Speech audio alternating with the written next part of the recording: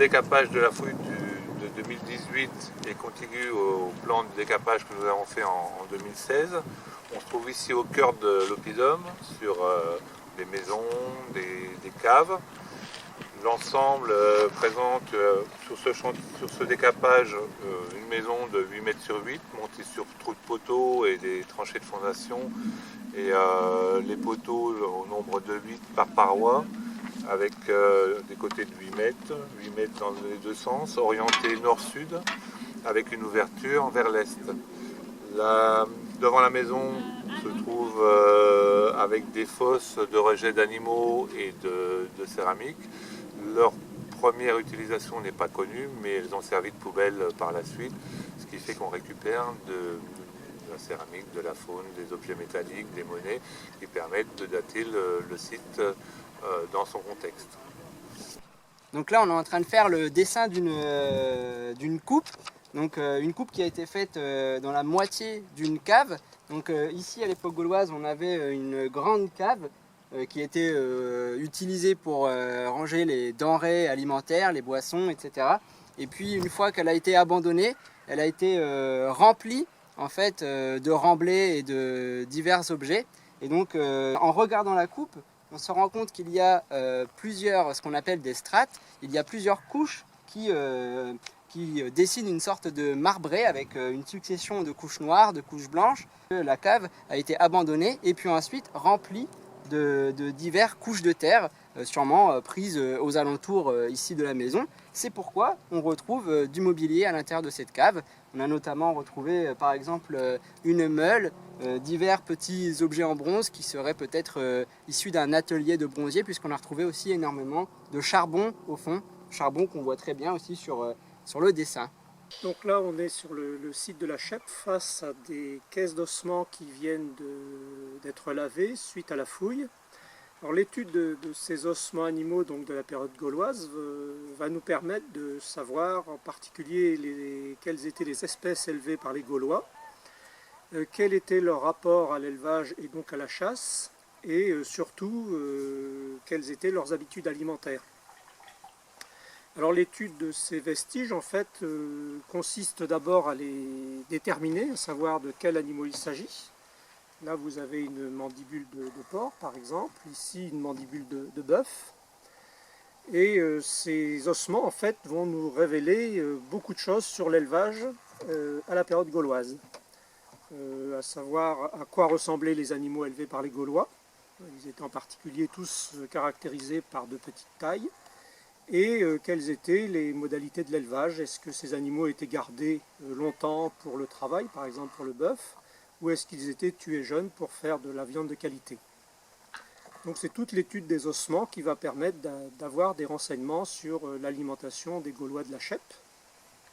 Alors un des résultats qui se confirme, c'est que les Gaulois de la Chèpe, comme ceux de toute la Gaule, chassaient très peu. On ne trouve quasiment pas de restes de sanglier dans tous ces vestiges, ce qui montre que Astérix et Obélix, qui sont de sympathiques personnages, en fait n'ont pas grand-chose à voir avec la réalité des Gaulois. Donc les Gaulois, ils vivent surtout de l'élevage, du bœuf et du porc en particulier à la Chèpe, avec là vous voyez deux ensembles, en fait, un très riche en bœuf, un très riche en porc, ce qui montre qu'à différents endroits du village, on avait des activités différentes, des lieux de boucherie, des lieux de consommation, et que tout ça, petit à petit, va nous permettre d'éclairer l'histoire de l'alimentation sur l'oppidum de la Chèpe. Cette année, donc, il y a eu effectivement beaucoup de céramique. Alors, la céramique est un matériau qui se conserve relativement bien, donc du coup, c'est souvent ce qu'on retrouve en plus grande quantité. On se situe à peu près, pour l'instant, on précisera avec l'étude, mais entre 120 avant Jésus-Christ et au plus tard vers 60, 50, vers l'époque de la guerre des Gaules. Et il ne semble pas en fait que le site ait été encore occupé plus tard. En ce qui concerne la vaisselle locale, donc on a une fabrication donc régionale de gros vases, de grosses jarres, de gros contenants qui pouvaient atteindre parfois plus de 50 cm de haut, voire plus encore, qui pouvaient atteindre des volumes jusqu'à une centaine de litres.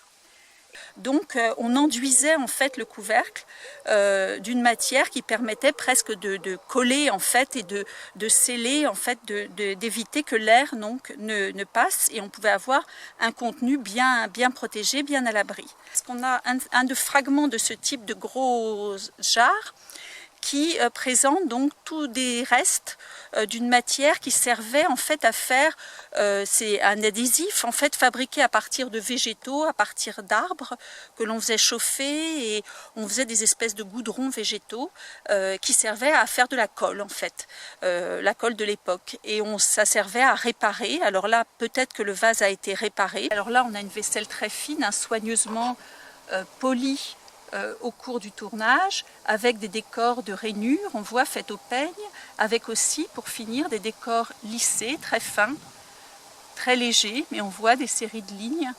Alors, un autre exemple, c'est le couvercle. Voilà, parce qu'à cette époque, on fabrique effectivement des couvercles qui ont une forme tout à fait particulière, donc avec une collerette. Voilà, une petite collerette qui servait à s'appuyer donc sur le bord du vase. Alors là, on voit que l'ouverture est assez grande, donc ça couvrait soit une forme basse, soit un grand vase, mais qui était vraiment très ouvert à l'embouchure. Parce qu'on a des différentes formes, c'est assez varié. On recyclait beaucoup ce matériau, on le réutilisait. Et une des réutilisations très courantes à la fin de l'époque gauloise, et notamment dans les villes gauloises, c'est la découpe. On découpait donc dans les fragments de céramique, dans les céramiques, on découpait en fait des rondelles. On a retrouvé une très très grande quantité, des dizaines de ces rondelles de différentes tailles. Hein. On en voit de très petites, on en voit des tailles, un peu toutes les tailles. Voilà. Mais ça reste en fait un objet assez énigmatique. On peut imaginer un rôle liés au jeu, bien sûr, comme des jetons, ou voilà, on a pu proposer ces interprétations. On peut imaginer un rôle lié au culte, mais là on n'est pas particulièrement en contexte cultuel. On peut imaginer un rôle lié à l'échange, à des échanges. Alors c'est pas exactement des monnaies, mais à cette époque-là on utilise des monnaies. On peut imaginer que ces jetons en céramique avaient une espèce de rôle dans les échanges. Mais ça reste bien sûr totalement des hypothèses, et ça fait partie donc des sujets qu'il faudra réfléchir, et des questions qu'il faudra se poser donc autour du matériel qui a été sorti cette année dans les fouilles de l'oppidum du camp d'Attila.